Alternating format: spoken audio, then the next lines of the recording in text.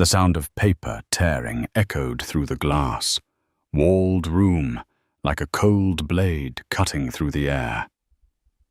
Elias Monroe, a 40-year-old black man and CEO of Nexora Technologies, stood tall, his dark eyes burning, his hand clenched tightly around the $30 million contract termination notice. His voice rang out, sharp as steel. "You threw me out of a first-class seat because of the color of my skin. Today, I am cutting off all cooperation with Aurelia Air." The silence pressed heavily over the entire hall. Faces once smug and indifferent turned pale. Some eyes dropped toward the polished wooden table, as if searching for an escape. No one dared breathe too loudly. In a single moment, all power shifted from those who thought they controlled the board to the very man they had scorned on yesterday's flight. But to understand the weight behind every word Elias spoke, one must return to the blood, sweat, and humiliation that carved his journey. Elias Monroe was not born with polished shoes or leather chairs in glass towers at his back.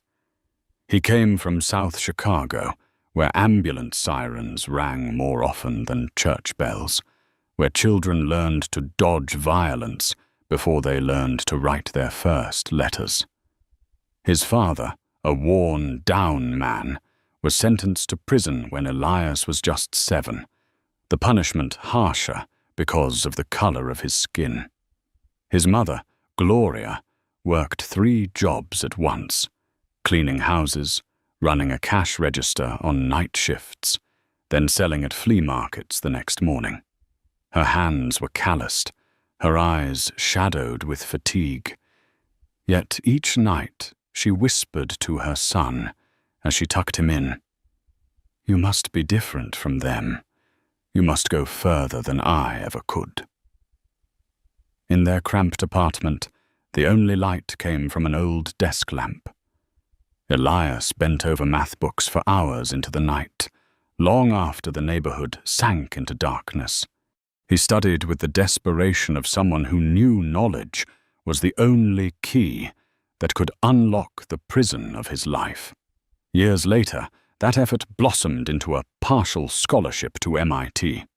But even in that temple of intellect, Elias had to work 2 jobs to cover the rest.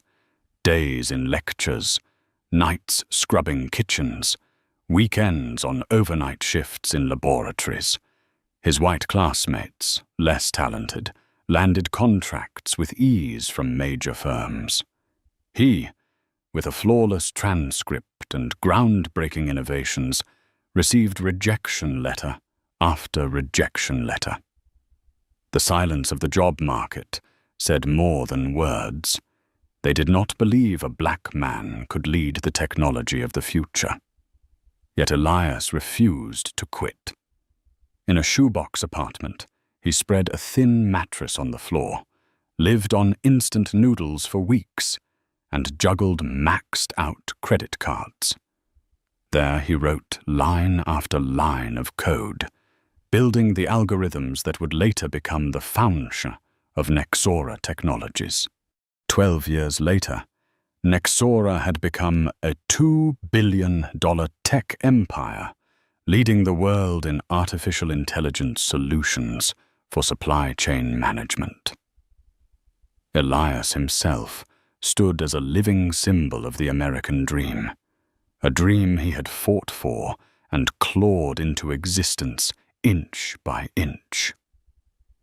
On a crisp Monday morning, a walnut desk bore the carefully stacked files of a historic deal. Apex Industries was seeking partnership with Nexora, a leap that would catapult Elias's company onto the global stage. If secured, this would be the most significant contract of his career. Kyron Gwynn, his sharp and efficient young assistant, handed him the travel itinerary. You'll be flying first class, 8 a.m. tomorrow, Aurelia Air. 3 hours in the air, enough to review all the confidential documents. She hesitated, lowering her voice. Lately, some passengers of color have complained about being moved down to economy. I just wanted you to be aware. Elias laughed, his smile filled with confidence. The navy-tailored suit fit perfectly over his broad frame. He waved off Kyra's concern. I am a platinum customer, a billionaire CEO, not someone they can just push around. Don't worry. Kyra nodded, though her eyes still carried unease. The next morning, Elias strode into O'Hare Airport with steady steps, a sleek leather case in hand carrying the merger plan. To the world, he was just another busy executive. But only he, and the past carved into his bones, knew that every step was a battle to prove he belonged anywhere he chose to stand. He had no idea that this flight, seemingly just a short trip to San Francisco, would become the storm that changed not only his career, but an entire industry. The loudspeakers chimed steadily, blending with the sound of rolling suitcases across the polished marble floor. Elias Monroe cut through the business class section of O'Hare Airport like a sharp arrow. His navy suit fit perfectly against his tall frame, his silver-gray tie knotted neatly, his hair combed to precision. He carried himself with the air of a man long accustomed to holding the highest place in any room. But only minutes later, Elias recognized a look he knew all too well, the same look that had followed him throughout his childhood in Chicago, a stare half suspicious, half dismissive. The nameplate on the man behind the check, in desk, read, Colin Mercer. Pale, skinned, with cold eyes that lingered a half-second too long on the color of Elias's skin. Ticket and ID, Colin said flatly, without looking up. Elias smiled politely, handing over his passport and digital ticket. He was no stranger to procedure, but he noticed the way Colin held his documents longer than necessary, turning the ticket as though hunting for some invisible flaw. The white businessman who passed before him had taken no more than 10 seconds. For Elias, every drawn-out moment felt like an interrogation. Finally, Colin gave a slight nod. Everything seems fine. His voice stressed the words. Seems fine, leaving suspicion hanging in the air. Elias reclaimed his documents with a nod of thanks, though unease was already stirring inside his chest. When he entered the business class lounge, another difference struck him. Staff greeted white passengers with practiced warmth, calling them by name, bowing slightly, offering to pour wine. When Elias approached, the receptionist barely glanced at his boarding pass before curtly saying, Coffee machines on the left. Water is self-serve. No attempt to remember his name, not even a courtesy smile. Elias exhaled softly and chose a quiet corner. He set his leather briefcase by his feet, opened his laptop, and buried himself in the merger plan with Apex Industries. Don't let the small things distract you, Elias, he told himself. Today is too important. But the unease crept in regardless. Every gesture in the lounge seemed to whisper that he still did not belong. When the loudspeaker announced boarding for first-class passengers at Gate 12, Elias gathered his things and walked to the gate. There, a familiar face reappeared, Colin Mercer, chatting with a flight attendant. The attendant, Bethany Reed, wore a thin smile sharp as a blade. She glanced at Elias, whispered something into Colin's ear, and when Elias's eyes caught theirs, both quickly pretended to study the computer. Bethany's half-smile curled as Elias stepped forward. "Good morning," Elias said, keeping his tone cordial. Colin said nothing, only extended his hand. Elias presented his phone with the QR code. Colin examined it like counterfeit currency before the scanner flashed green. "All set. First class, seat 2A, Colin said, still refusing eye contact. The first-class cabin of Aurelia Air was a world of velvet luxury, leather seats, chilled champagne, warm golden lights. Elias slid his briefcase beneath the seat, fastened his belt, and leaned back. He tried to focus on numbers and strategies, but Bethany's eyes lingered on him, as though to remind him he was an intruder in this space. She stepped forward with her scanner. "Boarding pass, sir." Elias raised a brow. "I already presented it at the gate." Still, he pulled up the code again. Bethany scrutinized it closely, her gaze flicking back to him before she gave a faint nod and smirked. Elias noticed what was obvious. She had not asked a single other passenger to show their ticket again. Only him. 10 minutes later, Bethany returned, her voice even. "Sorry, we need to recheck your seat. There's been a system glitch." Elias frowned slightly but kept his voice calm. "I booked this seat 3 weeks ago. Is there a problem?" Bethany gave no direct answer. She bent over the screen, then walked away. Elias glanced around. The other passengers, mostly white businessmen in expensive suits, were sipping champagne, reading newspapers, reclining in comfort. None were asked to show tickets twice. Only him, Elias Monroe, billionaire CEO, was being treated as though he had forced his way in. A thought flickered in his mind. Could Kyra have been right? He leaned back, fingers tightening against the edge of his seat. An uneasy feeling swept over him, quiet and heavy, like a storm waiting to break. What Elias did not know was that in just a few minutes, another man would stride into the cabin, a familiar rival from the tech industry, who would become the spark that ignited a fury, forcing the entire airline to pay a devastating price. The first-class cabin was nearly full. Elias Monroe sat quietly in seat 2A, the wide window seat, his hands resting on a stack of confidential documents. The scent of wine, the clink of crystal glasses, the low laughter of white businessmen around him, all of it blended into a scene of perfection. Yet Elias still felt the invisible tension tightening around him.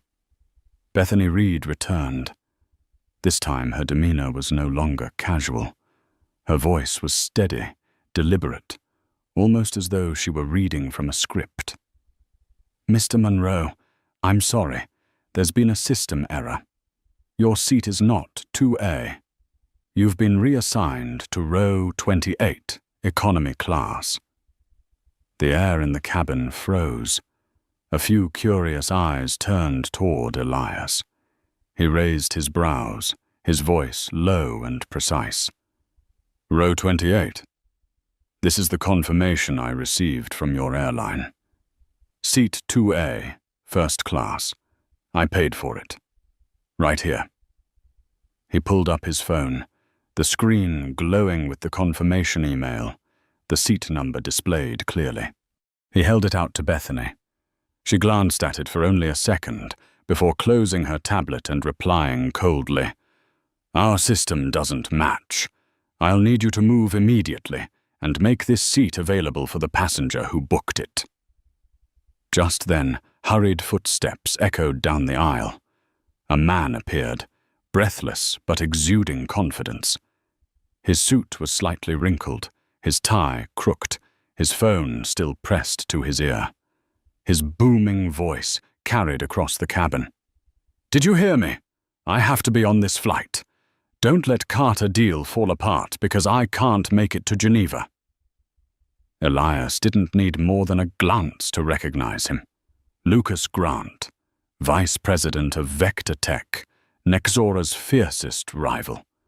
A notorious predator, known for swooping in to sabotage competitors' deals. Bethany turned to Colin Mercer, who had followed Lucas into the cabin. Their eyes met in a brief but loaded exchange. Then Colin stepped toward Elias, his face bending into a false smile. "Mr. Monroe, I'm afraid there's been a mix-up. The system shows seat 2A belongs to Mr. Grant. Your seat is 28C, economy class. Please cooperate so we can depart on time." Heat pounded against Elias's temples. He inhaled deeply, forcing his voice to stay calm, though each word weighed like iron. "This is the seat I paid for. Here is the confirmation. Here is the receipt. Are you really going to erase my name from first class just because he arrived late?" Lucas stood there, smirking, a glass of champagne already in his hand. "Is there a problem? I really need to take my seat." Elias locked eyes with him. "This is my seat." The atmosphere grew suffocating. Some white passengers shifted irritably at the delay, but none spoke up. A few looked at Elias with pity, others avoided his gaze as though he were the one causing trouble. Bethany tilted her head, her voice soft but loud enough for the whole cabin to hear. "If you continue to resist, we'll have to call security. You wouldn't want to be escorted out in front of everyone, would you?" The threat cut through Elias like an icy blade.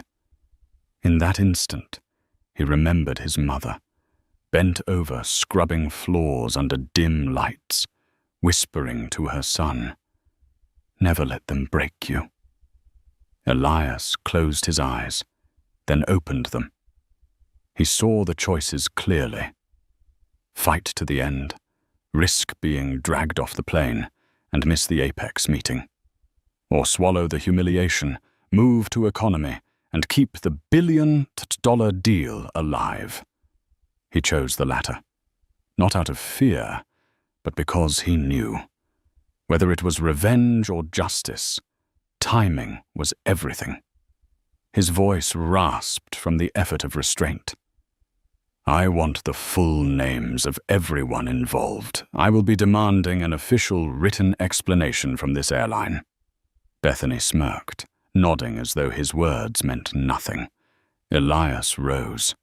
The leather briefcase in his hand felt as heavy as lead. He walked the aisle, past each row of first-class seats, past averted eyes and muffled whispers. He felt it with each step. In their eyes, he had never truly belonged here. The journey from seat 2A to row 28 stretched like a lifetime. Every step, every glance turned away, every quiet chuckle carved itself into his memory like a blade. When Elias finally sat in the cramped middle seat of economy, the seat in front reclined almost into his lap. To his right, an elderly woman wore headphones. To his left, a young woman looked at him with something different, an expression of empathy. She leaned close and whispered, "That was wrong. I saw everything. I'm Ava Martinez. I'm a civil rights lawyer, and I recorded the video." Elias turned to her, stunned. In Ava's eyes, he didn't see pity, but the fire of someone who knew the truth had to be exposed. His heart pounded. He didn't yet know how that video would change everything. But in that moment, in the midst of humiliation, a spark flickered, the spark of justice waiting for the right moment to ignite. The plane landed in San Francisco 45 minutes late. For a first-class passenger, that would hardly matter.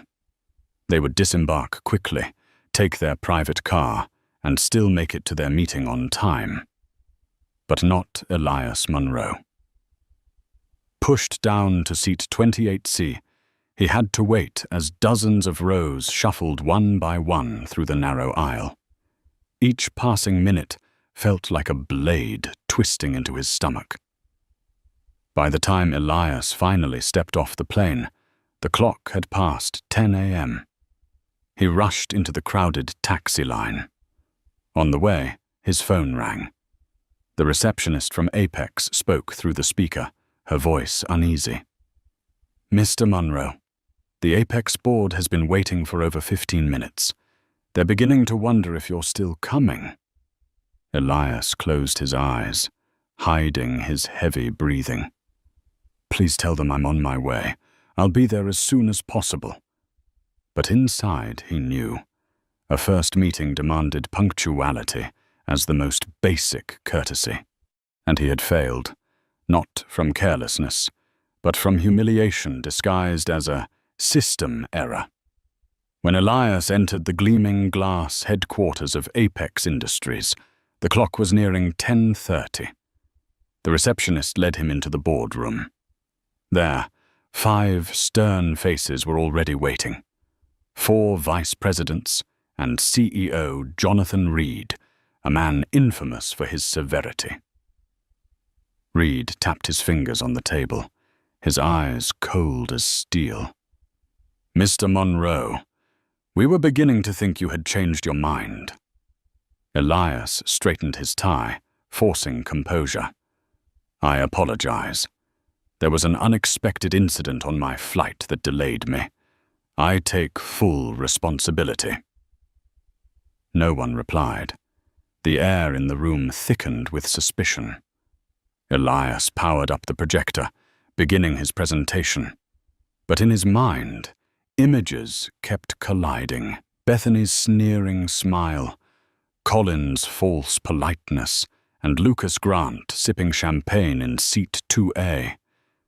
His hand trembled as he flipped the slides. He misread a crucial financial figure. The energy in the room shifted. Reed cut in, his voice sharp and cold. "Mr. Munro, is this the carefully prepared plan? You promised us. From a leading technology firm, I expect precision, not fumbling." Elias swallowed hard. He knew he was more intelligent than anyone in that room. But today, all they saw was a black man arriving late, flustered, and sweating. One vice president leaned forward. "Forgive me, but I must ask, did you just say you were forced out of your first-class seat into economy? Are you implying discrimination?" Elias paused for several seconds. Every eye was fixed on him. This was the moment, to speak the truth or to stay silent and avoid being judged for playing the race card. Finally, he answered, "Yes, I paid for seat 2A. They took it back and gave it to a white passenger. I have confirmation and a witness." An uneasy silence filled the room. Reed coughed softly and waved a hand. "That's unfortunate. But we are here to discuss business, not airline service." Elias pressed on with his presentation, but the energy was gone. His numbers, accurate as they were, carried no weight. The eyes of the Apex executives were cold, skeptical. The negotiation, he knew, was slipping away. In that moment, his phone buzzed. A message from Ava Martinez, the civil rights lawyer who had sat next to him on the plane. "I have clear video. This was blatant discrimination. Call me if you want to act." Elias slipped the phone back into his pocket. Another message lit up immediately after, and his chest tightened. "FYI, the man who took your seat, Lucas Grant. He talked about Carter deal the whole flight. Carter is the code name for the Apex deal, isn't it? A chill ran down Elias's spine. The stolen seat was not just about racial discrimination. It was industrial espionage. Lucas had enjoyed 3 full hours in seat 2A, 3 hours to spy on every document Elias had prepared for this meeting. Jonathan Reed set down his pen, his voice low but cutting. "Mr. Monroe, we've received word that details of this deal have leaked. Some information known only to you is now in the hands of a competitor. We have no choice but to suspend negotiations until this is investigated." Elias felt the room spin. He wanted to shout the truth, to name Lucas Grant and Aurelia Eyre as the culprits. But looking at the faces around the table, he knew they already doubted him. Any protest now would only weaken his position further. The meeting ended in icy silence. As he walked out of Apex headquarters, Elias knew the billion-dollar deal had vanished into smoke, all because of one seat. That night, in his hotel room, Elias sat alone before the screen.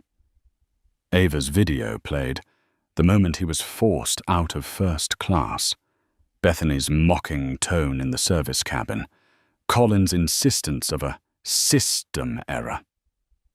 Hearing it again, Elias felt a mix of humiliation and fury. But within that despair, a spark flickered. This was no longer about him alone. It was about an entire system that enabled discrimination. And if Lucas Grant dared to exploit that to destroy his career, Elias could turn it into a weapon, a strike that would bring the airline itself to its knees. He stared out at the night skyline of San Francisco. The pain in his eyes was gone, replaced by the fire of resolve. He whispered, "You chose the wrong man to humiliate." The morning light crept into a San Francisco hotel room, but Elias Monroe sat motionless at the desk. On his laptop screen, a new email from Ava Martinez glowed. The subject line was simple: "You need to see this." Elias clicked. A series of attachments opened, complaints from other black passengers, all naming Aurelia Eyre. The stories were disturbingly similar. First, class seats downgraded to economy, repeated demands to present tickets, excessive scrutiny, while white passengers breezed through. Every word was another fragment of a larger picture: systemic discrimination. Elias closed his eyes. The quiet rage in his chest ignited into resolve. This was no longer about a stolen seat. This was about a rotten structure. He started a video call with Kyra Nguyen, his loyal assistant. Her face appeared on screen, eyes filled with concern. "You're not flying back to Chicago right away?" she asked. "No," Elias said firmly. "We're staying in San Francisco. I want everything on Aurelia Eyre. Kyra, gather our legal and financial teams. I want to know exactly what this company is built on." Kyra's fingers flew across the keyboard, her expression hardening. "Understood. I'll bring in Jordan, our CFO, and Lisa from HR. We'll convene a crisis meeting at noon." By mid-morning, another message came from Ava. "This is just the surface. I've sued airlines before, but Aurelia has the worst track record. 37 complaints in 2 years. Everyone buried under non-disclosure agreements." Elias frowned. These weren't just statistics. Behind each case was a human being forced to leave their seat, carrying the same humiliation he had felt. How many had the strength to fight? How many had stayed stunned because they lacked power? At noon, the emergency meeting began. One by one, Nexora's senior leaders appeared on screen. Jordan, the CFO, opened. "We spend about $12 million a year on Aurelia Air, just for Nexora's staff. Add in our subsidiaries, and that's closer to $20 million. Our partner firms account for another 10. That means we indirectly control $30 million of their annual revenue." Lisa from HR spoke next. "We pulled internal records on the 2 employees involved in Elias's case, Colin Mercer and Bethany Reed. Both had multiple complaints filed against them. Colin, 7. Bethany, 12. All of them suppressed by management." More evidence flashed on screen. Internal Aurelia emails with the phrase, "Maintain the traditional first-class experience." Innocuous on the surface, but everyone knew what traditional really meant. White, male, wealthy. Elias's fists clenched. Heat surged through his veins. So they didn't just humiliate me. They created a culture that encourages discrimination. Kira cut in. "There's more. We confirmed that Lucas Grant, the man who took your seat, has direct family ties to Aurelia Air's CEO, Gregory Palmer. They're brothers, in law. That explains why he was prioritized over you." The virtual room fell silent. The pieces clicked into place. What had happened to Elias was not an accident. It was deliberate. The family of Aurelia's CEO, colluding with Vector Tech's executive to sabotage a $1 billion Apex deal. Elias stood, his shadow stretching across the wall. His voice no longer wavered. They didn't just commit racism. They aided corporate espionage. They sabotaged a multi-billion-dollar deal. This is no longer personal. This is war. The Nexora team was silent, then nodded in unison. Jordan spoke bluntly. "What do you want us to do?" Elias stared directly into the camera, his words sharp as steel. "I want everything. Financials, contracts, past scandals, witnesses. Peel back every layer. Find their weakest point. And when we strike, they won't see it coming."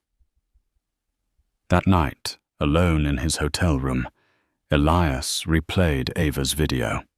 He listened to Bethany's mocking words in the galley. "Can you believe it? That black man thought he belonged in first class." The cruel laughter looped like a haunting refrain. Elias closed his eyes. Memories surged back. His mother's calloused hands, his father's raspy voice before prison took him. "Never let them see you bow."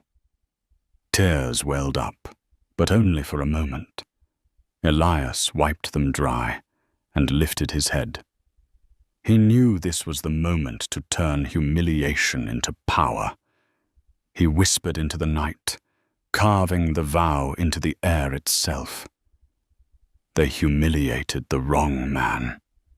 This time, I will not stand up just for myself. I will stand up for everyone. 3 days after returning to Chicago, Elias Monroe called an emergency meeting of the Nexora Technologies Board of Directors. On the 40th floor, the glass tower glowed brightly, the long walnut table gleaming beneath the skyline view. But no one paid attention to the scenery. The air in the room was thick, heavy. Elias walked in, his black suit sharp, his dark eyes carrying an unusual energy, not just anger, but a cold determination. He set a thick folder on the table. "Ladies and gentlemen," Elias began, his voice resonant, "I was stripped of my first-class seat by Aurelia Air, so they could hand it to our competitor. As a result, $1 billion deal with Apex collapsed. But this is not just a personal humiliation. This is a system of organized racial discrimination. And worse, it is an act of industrial espionage." Eyes around the table shifted. Some directors rested their chins in their hands. Others frowned deeply. Elias signaled to Kira. She turned on the projector. On the screen, Ava Martinez's video played. Bethany Reed's harsh tone. Colin Mercer inventing a system error. Then Lucas Grant strolling in to seize seat 2A with a smug smile. The room fell silent, no one daring to breathe. Lisa, head of human resources, spoke next. "This was not an isolated incident. We have recorded 37 complaints of discrimination in 2 years, all of them silenced with non-disclosure agreements. Aurelia's internal emails even state, 'Maintain the traditional first-class customer experience.'"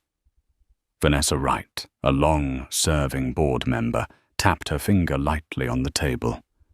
"Elias, this is undoubtedly infuriating, but we are talking about one of Nexora's primary transport partners. Cutting ties could throw our operations into chaos." Elias fixed his eyes on her, unblinking. "Vanessa, if we continue flying with Aurelia, what message do we send to our employees? That their value is worth less than convenience? That justice can be sacrificed for a few first-class seats?" Across the table, Robert Kingsley, a cautious director, interjected, "The reasonable path is litigation. We have evidence, but going public would be lengthy, costly, and risky for the company's image." Elias gave a short, cold laugh, leaning forward. "I didn't come here to ask for an opinion on lawsuits. I came to demand consensus for a plan. To use Nexora's economic power to force Aurelia to change. No compromise, no cover-ups. If they refuse, we pull all $30 million in revenue and take the truth public." For a moment, the room erupted. Voices overlapped, concerns about logistical chaos clashing with nods of agreement. Jamal Rivers, one of the 2 black directors, slammed his hand on the table. "I stand with Elias. For too long, black CEOs have swallowed humiliation in silence for fear of being labeled difficult. This is the time to hold them accountable. If not Elias, then who?" His words weighed heavily on the room. All eyes turned to Elias. He drew a deep breath, lowering his voice, steady and deliberate. "I am not seeking revenge. I am seeking change. Aurelia Air must change, from staffing to procedures to culture, and Nexora will be the one to force that change." The meeting stretched for nearly 2 hours. Figures were dissected, risks debated. Finally, hands went up one by one. The vote was unanimous. Elias's plan was approved. A heavy silence hung for a beat, then broke into decisive nods. Elias rose, gathering his documents. In his mind, he heard his father's voice from long ago. "When you stand, stand for more people than just yourself." That night, Elias stood by the window of his penthouse, Chicago's skyline glittering beneath him. The city lights shimmered, but inside he felt no peace. A text from his mother appeared on his screen. How was the meeting, son? Are you all right? Elias pressed his lips together, typing a short reply. All right. I'll tell you later. He set the phone down, his eyes still locked on the darkness beyond. Ahead lay a battle that would not be easy. But this time, he had an entire board behind him, a legal team at the ready, and witnesses prepared to speak the truth. Aurelia Eyre had underestimated him, and now they would pay the price. A grey morning hung over Chicago, dark clouds pressing low as if signaling an oncoming storm. On the top floor of Nexora headquarters, Elias Monroe stepped into the grand boardroom. The space had been meticulously prepared for what promised to be a historic confrontation. On one side of the long table sat Elias, sharp-eyed Assistant Kyron Wen, Chief Counsel Benjamin Cole, and three special guests, Dr. Alicia Foster, CEO of a pharmaceutical company, Terrell Hayes, a venture capitalist, and James Carter, CFO of a retail giant.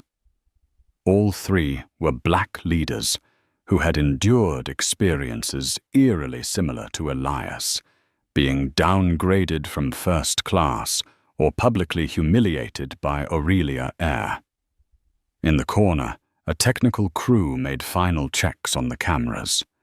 Everything was powered on, ready to capture every second. On the large screen, slides were queued with evidence. Ava's video, internal emails, buried disciplinary files. Kira leaned close, whispering, "They'll be here at 10. Gregory Palmer will lead. With him, the chief legal officer, the head of operations, and—" She glanced at the documents, lips pressed tight. "Colin Mercer." At the sound of that name, a surge of anger rippled through Elias, but he forced it down. He needed calm. He needed truth to speak louder than rage. At 9:58, the glass doors opened. Gregory Palmer, CEO of Aurelia, entered.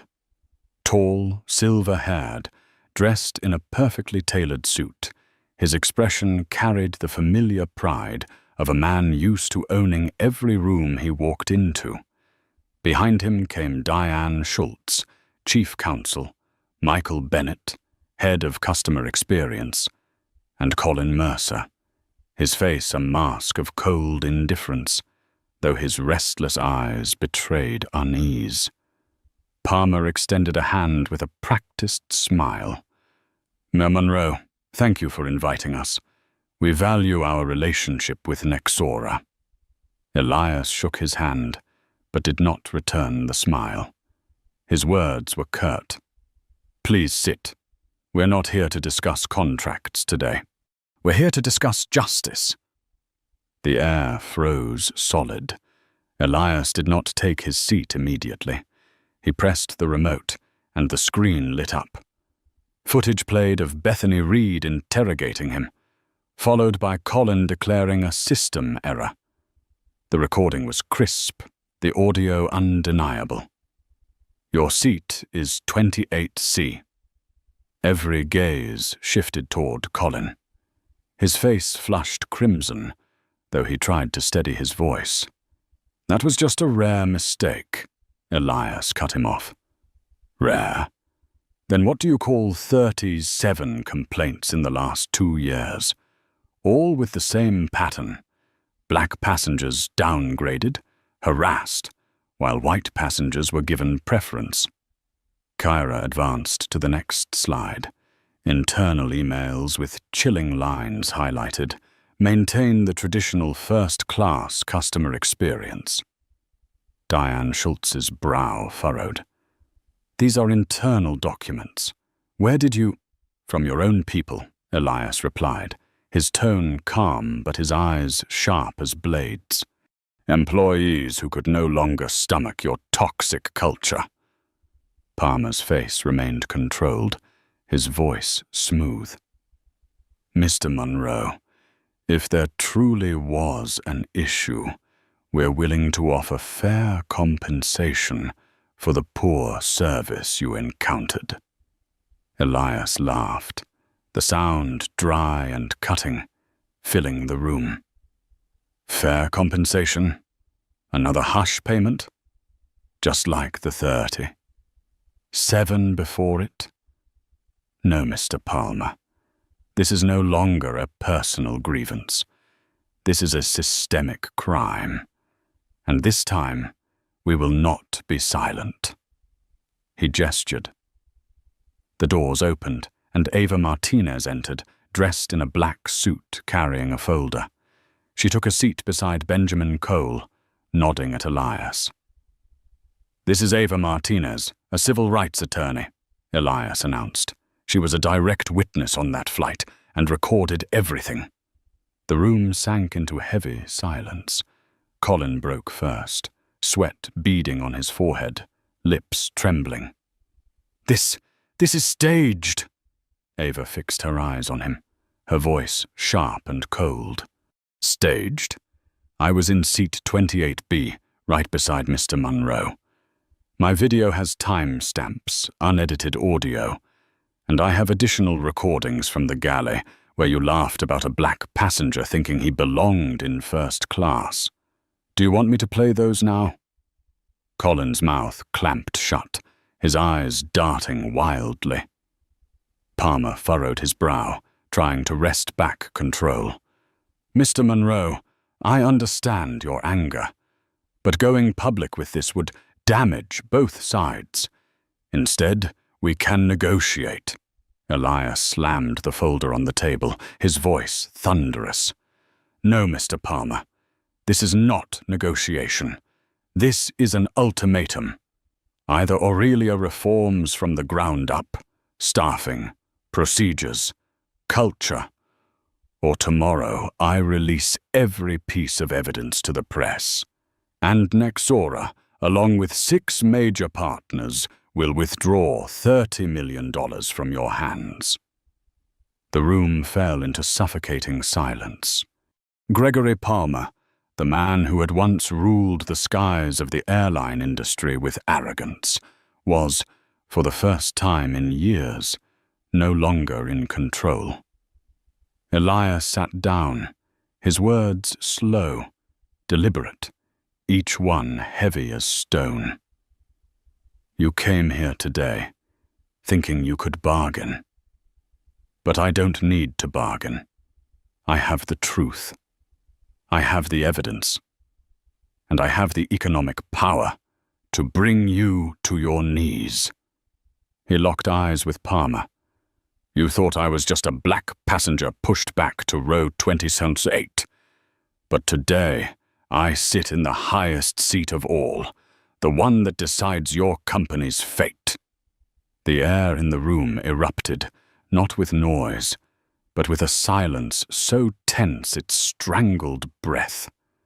The real battle had just begun. Gregory Palmer's hand rested on the table, his long, elegant fingers that once commanded the airline industry, now trembling slightly. He drew in a deep breath, struggling to regain composure.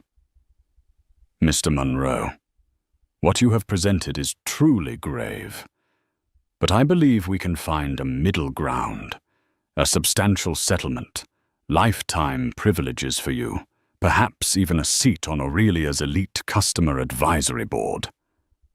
A quiet laugh broke from Terrell Hayes. He leaned forward, his voice sharp as a blade. "Mr. Palmer, you still don't understand, do you? Elias doesn't need privileges. We're not here begging for first-class seats. We're here to force you to take responsibility." Alicia Foster nodded, her eyes blazing. "Each of us has been humiliated by your airline. Different times, the same script. None of us need free flight vouchers. What we demand is real change." Diane Schultz, Aurelia's chief counsel, quickly interjected. "Then specifically, What do you want? The dismissal of a few employees? Fine, we can review Mercer and Reed's records, but demands to restructure management, to create new positions, that is far more complex. Elias leaned forward, his dark eyes deep as a chasm. Complex, perhaps, but if not, you lose $30 million in revenue immediately. And when this story hits the press, you will lose far more. He pressed the remote. The screen lit up with mock headlines his team had prepared. Aurelia Air, the racist airline. Vector Tech Alley accused of corporate espionage. The stark white text against black background hit like hammer blows in the minds of Aurelia's executives. Colin Mercer shot to his feet, his voice cracking. Enough! I've worked here 15 years. I've never discriminated against anyone. That was just a booking glitch. Elias's voice cut cold. Then what about the 7 complaints against you? The internal emails where you mocked black passengers as not first-class material. Were those glitches too? The slide changed. Evidence glared from the screen. Colin froze, sweat dripping down his collar. Palmer's face tightened, his voice sharp. Sit down, Mercer. The air grew thick, time dripping slow. Palmer wiped his brow, then lifted his gaze, his voice lower now. All right. Tell me your terms. Elias nodded slightly at Kyra. She advanced the slides. The list appeared in bold, stark letters. Immediate termination of employees with repeated discrimination records. Appointment of a chief diversity and inclusion officer reporting directly to the board. Mandatory anti-bias training for all frontline staff. Overhaul of the booking system. Banning manual overrides without recorded justification. A public statement of admission and commitment to reform. Palmer read each line, his face draining of color. He looked up. This list is too broad. It would overturn the entire structure of the company. Elias leaned back, his voice calm yet hard as steel. Exactly. Because the current structure is what has nurtured discrimination. Diane Schultz whispered in Palmer's ear, but he brushed her aside. A moment later, his tone shifted, almost pleading. At the very least, give us time. We cannot remake everything overnight. Elias crossed his arms. You have 24 hours to respond. After that, I release every piece of evidence. A heavy silence blanketed the room. Aurelia's executives glanced at each other, then back at Palmer. He swallowed hard, as though a noose were tightening around his neck. At that moment, Sarah Reed, the flight attendant who had mocked Elias, was escorted in by security. Her face pale, eyes red. When she saw Colin, she hesitated, but then turned to Elias, her voice trembling. I want to apologize. I was wrong. I let myself get swept up in the company's attitude. I don't expect forgiveness, but I can't pretend anymore. The room fell silent. Elias looked deep into her eyes. For the first time, he saw genuine remorse. He gave a slight nod, his voice low but steady. On a personal level, you chose the right moment to admit it. But change cannot stop at an apology. It must begin within this company itself. Palmer shifted his gaze from Sarah back to Elias. For the first time in the meeting, his tone carried no arrogance. Very well. I will bring these conditions to Aurelia's board. But you must understand, you are demanding a revolution." Elias leaned forward, his voice firm, each word striking like a hammer. "No, I am not demanding. I am dictating the terms, and you will accept them because the alternative is ruin." That night, Aurelia Ayre's headquarters glowed unusually bright. On the top floor, the board of directors had been summoned for an emergency meeting. Gregory Palmer sat at the head of the table, his hands interlocked, his face, once the embodiment of control, now shadowed with fatigue. In front of him lay the thick dossier Elias Munro had delivered that morning. Evidence, a list of demands, an ultimatum. One silver-haired board member slammed his hand on the table. "You expect us to agree to all of this? Fire long-standing employees, create pointless new positions, issue a public apology. This is surrender, not negotiation." Another voice cut in, laced with anxiety. "It isn't surrender. It's survival. Don't you understand?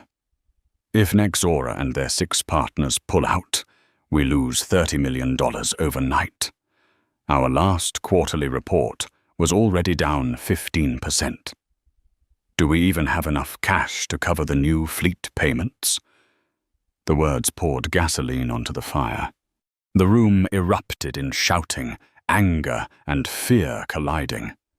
Palmer sat still, eyes fixed on his trembling fingers. In his mind, he saw Elias, the black man forced down to seat 28C, standing before him with the authority of a judge. Palmer knew with certainty. This time, Aurelia could not use a check to silence the truth. Diane Schultz, the company's chief counsel, broke in, her voice sharp. "We need to be realistic. Munro holds the video and the internal emails. If they go public, we won't just lose corporate clients, we'll lose the entire market. The press will shred us. Our stock will collapse. There is no option but acceptance." A young director, brimming with false confidence, shook his head. "If we agree, we're essentially admitting guilt. We'll set a dangerous precedent. What stops another company from pulling the same stunt tomorrow?" Palmer raised his head, his eyes weary but firm. "The difference here is that we are guilty. This isn't a stunt. You can deny it all you like, but ask yourselves, why do the same complaints keep surfacing? Why were Mercer and Reed protected? Because we looked the other way. We cultivated a culture that allowed this to happen." The room fell into silence. No one spoke. A veteran board member sighed heavily. "Mr. Palmer, if we agree, Aurelia will no longer be the Aurelia we once knew." Palmer clenched his hands tighter, his voice low and heavy. "Perhaps that's exactly what's needed. If we refuse to change, Aurelia won't exist long enough for anyone to remember the past." He paused, then swept his eyes around the table. "We are at a crossroads. Change to survive, or cling to pride and die. Do you want this company remembered as a symbol of renewal or as a disgraceful case study in failure?" After hours of bitter debate, the final vote was cast. The result was clear. The majority agreed to accept Elias Munro's conditions. Palmer leaned back, eyes closed. He had just steered Aurelia Ayre through a door of no return. But in doing so, he had also signed away the futures of long, protected allies, like Mercer and Bethany Reed.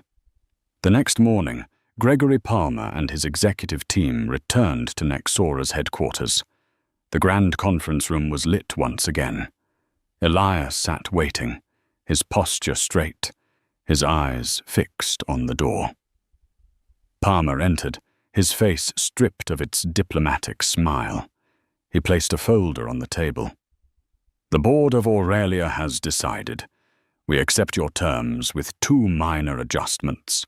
We require 60 days to fully overhaul the booking system, and the public statement will be curt, drafted to avoid language that may be misinterpreted."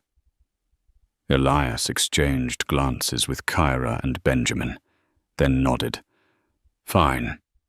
As long as the statement clearly states the truth. Aurelia failed to treat black passengers with fairness and commits to change with concrete steps. No euphemisms, no excuses." Palmer swallowed hard, then replied, "Agreed." The room seemed to fracture and reform in that moment, its silence no longer the silence of denial, but of history being made. Elias leaned back, his heart pounding. He had flipped the board entirely, from being humiliated in the cabin of a plane to forcing an entire airline to bow.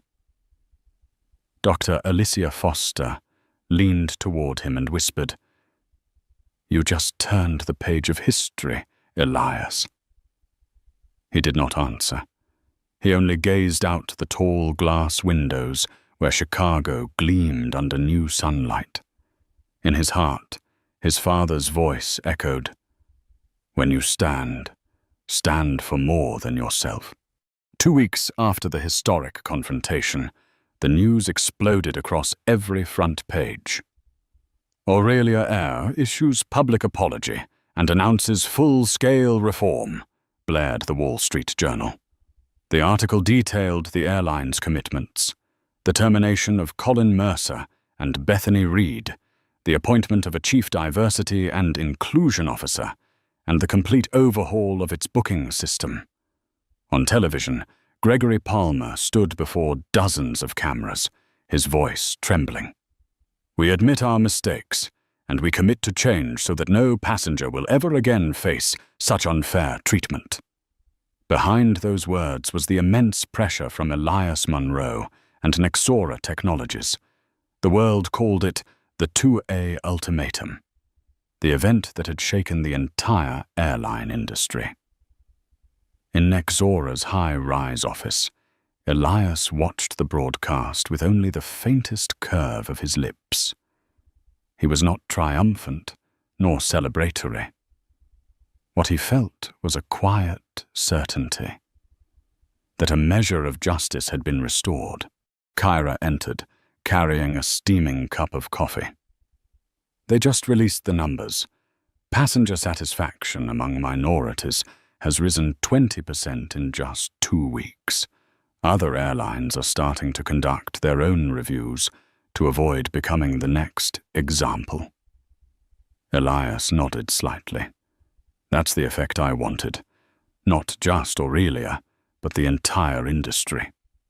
His phone lit up with a message from Jonathan Reed, CEO of Apex Industries. "Elias, we want to resume negotiations. The way you handled Aurelia shows that you are more than a tech founder. You are a true leader. Meeting next week. Bring your revised proposal." Elias read it, his eyes glowing. The deal once thought lost had returned, stronger than ever, and on his terms. 3 months later in New York, the signing ceremony took place. The contract between Nexora and Apex was valued at $1.5 billion, $300 million more than the original agreement. The entire hall rose to applaud as Elias signed the final page. Reporters swarmed, microphones thrust forward. "Mr. Monroe, how does it feel to go from a passenger forced into seat 28C to the CEO closing the biggest tech deal of the year?" Elias smiled, his voice deep and steady.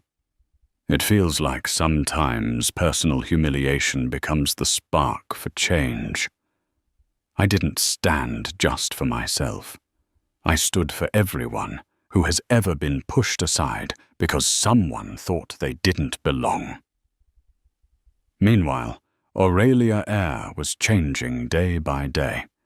The new Chief Diversity and Inclusion Officer, Dr. Maya Collins, launched mandatory training programs.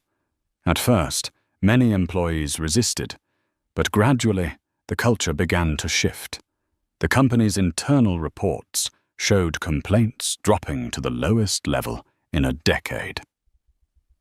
One day, Elias received an unexpected email from Sarah Reed, the flight attendant who once mocked him.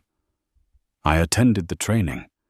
I see now the blindness I carry.